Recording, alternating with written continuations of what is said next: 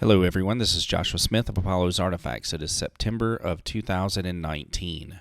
We're going to take a look at one evil creature known as Ed Buck. He has been on my radar of evil for many years now. I actually didn't think he would be arrested so soon. I thought he would have a huge pile of corpses piled up behind him before he was arrested. Some people are beginning to suggest that he is even a serial killer. So we begin here with an article from the Daily Mail. Prominent Democratic donor Ed Buck is arrested for running a drug den and being a violent sexual predator who preys on men struggling with addiction after a third man overdosed in his California apartment. California prosecutors asking that Buck, a violent, dangerous sexual predator, be held on $4 million bail. Prosecutors allege Buck provided methamphetamine that led to 2 overdose deaths. And basically what you can gather from this is that he would entice individuals to come to his home where he would provide them with money and drugs. He would personally inject them with drugs to the point of overdose, and some even died from this. He took hundreds upon hundreds of absolutely disgusting photographs of these individuals in various modes of undress. It continues here. A prominent California Democratic donor was charged Tuesday with running a drug house where 2 men died of overdoses and a third nearly died last week.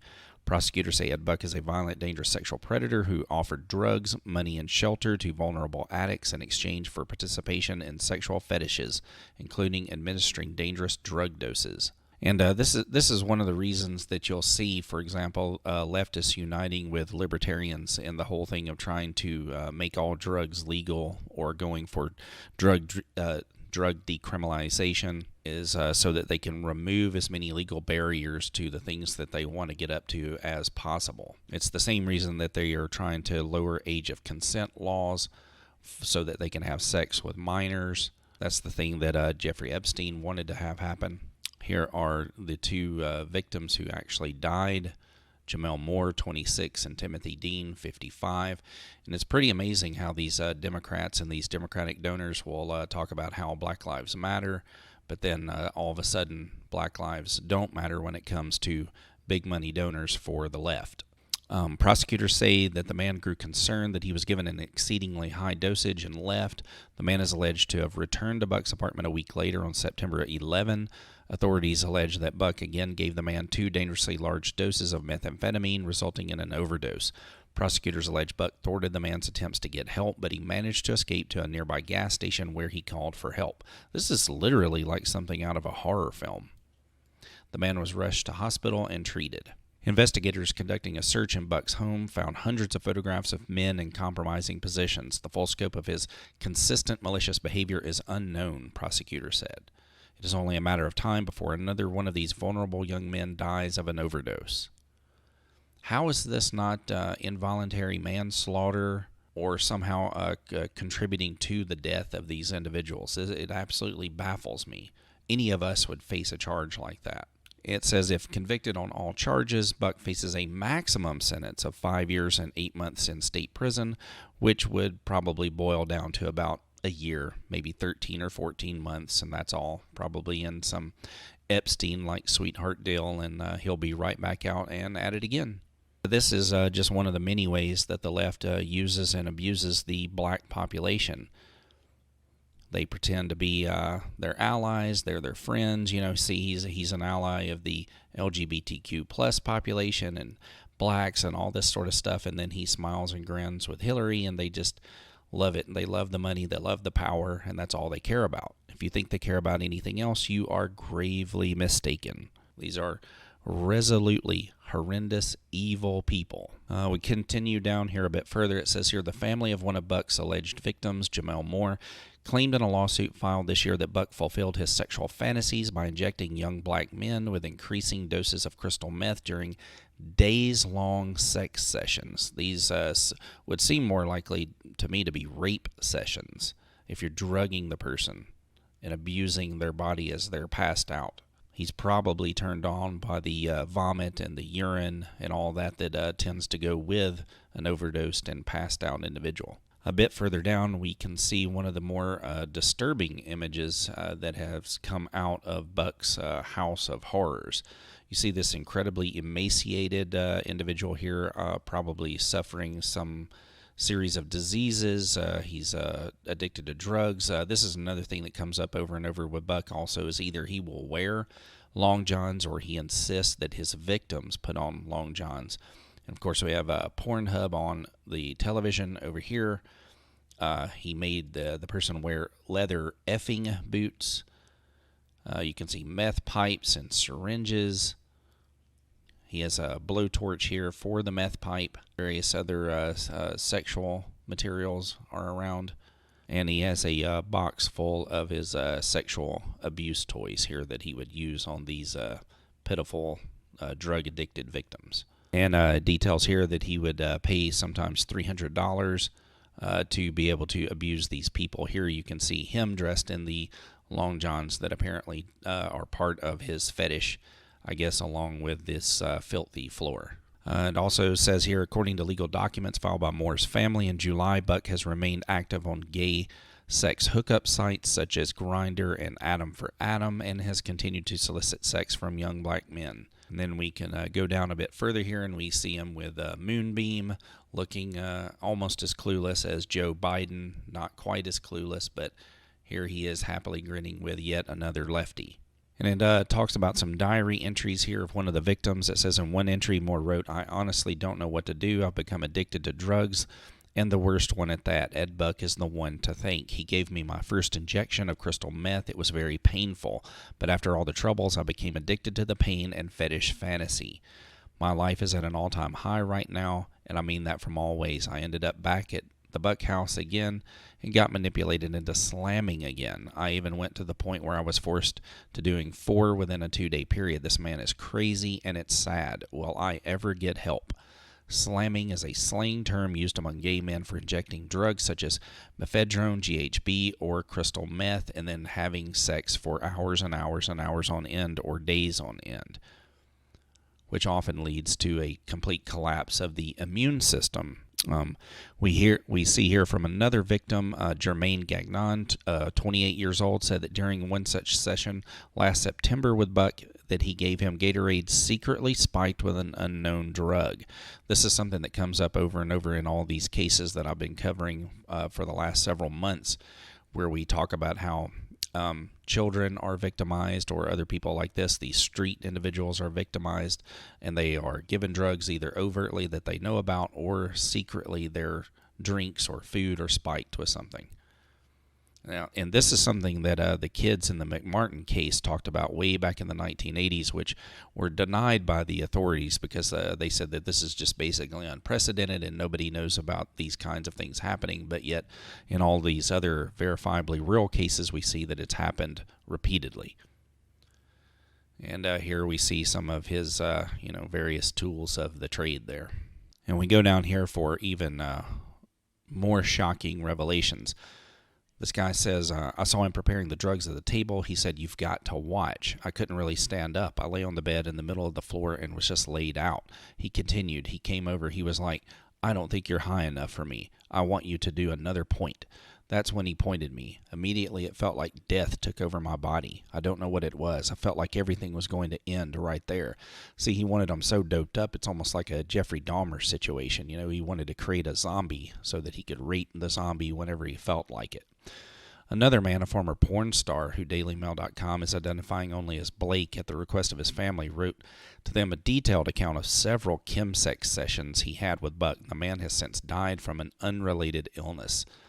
According to Blake's account, Buck called the black 30-year-old his, quote, crack baby, my N-word buddy, my straight N-word buddy, and black boy. And this is another thing you find with these leftists all the time, is they always virtue signal about how they're not racist or they're colorblind and all this kind of stuff, but of course they're always horrendously racist. They're always the things that they accuse the other side of being. Blake claimed the Hillary donor paid to watch him defecate, strip searched him before he left the apartment, and once even choked Blake when he refused to leave. And here you have this fetish with feces as well, which you see in the Frank Fuster case that I covered, the Country Walk case earlier. The former porn star told his family, Buck would trawl LA's Skid Row for young black men and would photograph the men he paid for sex in an area near the doorway to his apartment that he called, quote, the gates of hell. And then we move from that to the New York Times coverage of this, where they say a trickle of bodies at Ed Buck's West Hollywood home, suspicion, and an arrest. So it's just a trickle of bodies. I guess they would want a mountain or flood of bodies rather before he should be arrested. It says here, Mr. Buck, remember the use of this stupid term that I've complained about on here before, finally faced consequences this week as prosecutors charged him with operating a drug house. But I don't recall the New York Times repeatedly running articles about demanding this guy face justice or face consequences for his actions. It was all swept under the rug repeatedly. Here we have an older article that says a man found dead in Ed Buck's apartment is identified, and then we see the corpse here on a gurney. But one of the disturbing things about this is if you go down below the article to the comments, you see that there are people here complaining about the people who were complaining about the sorts of things that Ed Buck was up to, which is very disturbing, that this guy's, some of these commenters down here are more upset about protesters against Ed Buck than they are Ed Buck actually essentially killing or doing things that lead to the death of these black individuals in his home that he was abusing. Here we have an article from Queerty, which I guess is some LGBT-oriented thing. It says, you should be ashamed. Ed Buck flips out when asked about two men who died inside his home. And you read this article here, and they're sort of, I guess, making this cutesy, goofy little thing here, although he just looks like a demon in human skin to me. But it talks about how Fox News confronted the guy, but then basically the commenters down here below this just turn it into a thing to where Fox News is bad because they went and confronted this guy because how dare he be confronted. It's a very, very strange mentality you find on some of these leftist-oriented websites. Very bizarre. We can move over here and we can see little Ted Lieu happily posing with Ed Buck after taking his money. Ted Lieu, of course, is always popping off at the mouth. You'll see him on Twitter all the time talking about how ethical and how moral he is. And I've heard him and read him say absolutely nothing so far about this Ed Buck situation. But remember, this guy thinks he's morally and ethically better than you. And here is Ted Lieu again with some of his, primary constituent class here, the type that Ed Buck would probably love as well. And here we see him, of course, with Moonbeam, Ted Lieu. Here he is with Shiftless Adam Schiff, and then Hillary. And these are just all vile, despicable people right here, just horrendous creatures. And they repeatedly refer to these people as basically black gay prostitutes, but I'm not so sure that's actually appropriate to refer to them as such. These are people who have been victimized by an absolute monster. And this is an earlier article from the Daily Mail back in January. Exclusive. I thought I was going to be the next to die at Ed Buck's house. Man tells Daily Mail TV how Democratic donor paid him $250 and injected him with meth after fetish sex sessions in white long johns as police probe two black men's deaths. It says here Buck is now under investigation over the deaths of a black man in his 50s at his apartment in the early hours of Monday morning this week, and a second investigation into the death of Jim Moore 18 months ago has been reopened after being closed for a lack of evidence. Yeah, there's a real lack of evidence with these hundreds of photographs and all kinds of eyewitness and victim witness testimonies as to what this creep was up to. And this is him. You can see him in full predator mode here. You can see the look on his face as he pursues his victims. And remember, this is a guy who I guarantee in public would say Black Lives Matter as he preys upon them repeatedly. And you see this guy all doped up here, passed out, and this guy's just ready to just have his way with him. We move down here a bit further, and it says here, Gagnon believes the Democrat donor should be arrested. He needs to be put away for the rest of his life. I want to see Ed Buck prosecuted to the fullest extent of the law, he said. These boys are not just dying of an overdose. It's not a coincidence another person has died in the same home during the same situation. This man is a murderer, and he's getting away with it. And it's all because the media wants to sweep it under the rug because he's this rich white man and he's a Democrat donor. Yes, absolutely. This is totally true. If my body was a little bit weaker, I wouldn't be here. I wouldn't be telling you this story. I would have died at Ed Buck's house that night. And it goes on to detail how he was also an Obama donor. But how many times can you remember over the years that CNN ran special reports about this, about what a terrible guy this is and how, some kind of justice needs to be served in this case? No, you haven't been seeing it at all. They've literally swept it under the rug as much as possible. And then finally, we come to this article from the Daily Beast, which is labeled as incomprehensible. Why wasn't Democratic donor Ed Buck charged before a third man's overdose in his apartment? Well, finally time for you guys to ask this now. Why did you not ask this months or even years ago?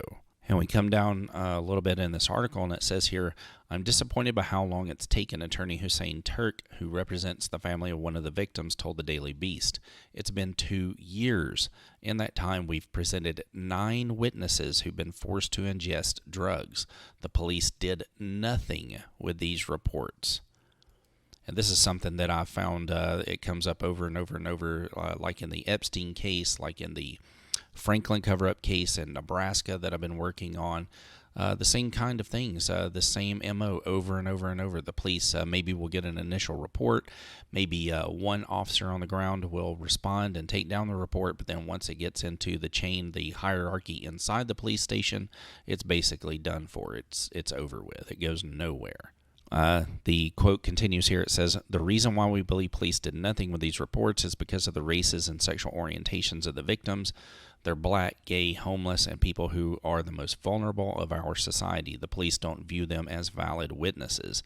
And that's something that also came up in the Franklin case. When you looked at the victims there, they were very young people, some of whom had criminal records. They were not black in all cases. Some were not. They were not all homosexual either, or gay.